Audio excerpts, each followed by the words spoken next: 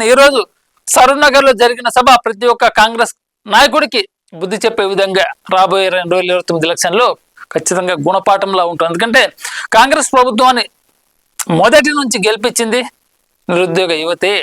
BRS లో తమకు మోసం జరిగిందని గ్రహించిన నిరుద్యోగులు కాంగ్రెస్ ప్రభుత్వం వస్తే రేవంత్ రెడ్డి గారు సీఎం అయితేనా మా బతుకులు మారుతాయనుకున్నారు. కానీ రేవంత్ రెడ్డి గారు కాంగ్రెస్ ప్రభుత్వం వచ్చాక నిరుద్యోగులు ఎక్కువ మోసపోయారని ఈ రోజు సభతోటి క్లీన్ అయింది అది.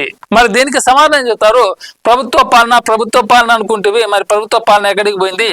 ఏ లోకానికి వెళ్ళింది ఆ పాలన?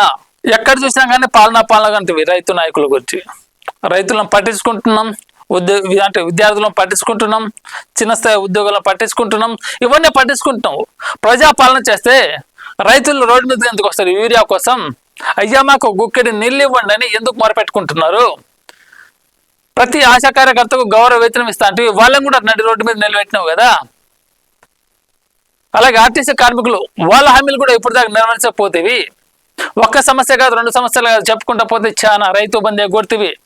గత ప్రభుత్వంలో కేసీఆర్ గారు ఉన్నప్పుడు చాలా అమలు, అంటే ప్రతి ఆడబిడ్డకు అనుకునే విధంగా గర్భిణీ స్త్రీ కేసీఆర్ కిట్లు పంపిణీ చేసేవి.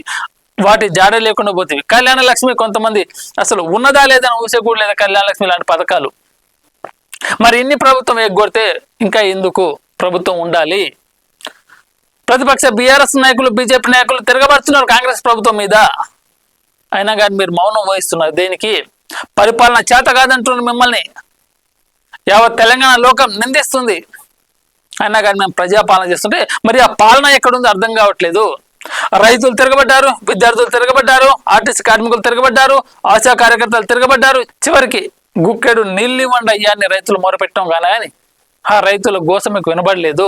ఆ కన్నెపల్లి పంప్ హౌజులు ఆన్ చేయమని అంటివి, కానీ చివరికి బీఆర్ఎస్ నాయకులు అక్కడ ఉద్యమం చేస్తే గానీ పంపులు ఆన్ చేయవైతివి.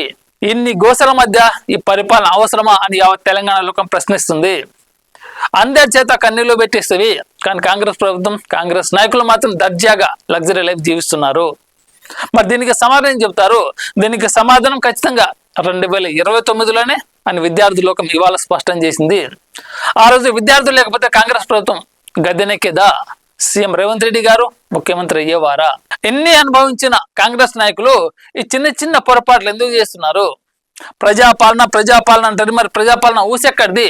అసలు ప్రజల దగ్గరికి మీ నాయకులు వెళ్ళట్లేరు కదా. మరి పాలన ఎక్కడ జరుగుతుందని తెలంగాణ లోకం ప్రశ్నిస్తుంది. మన నేటి ధాత్రి ఛానల్ ని సబ్స్క్రైబ్ చేయండి. అలాగే మీకు నచ్చిన వీడియోని లైక్ చేసి, షేర్ చేసి, కామెంట్ చేయండి.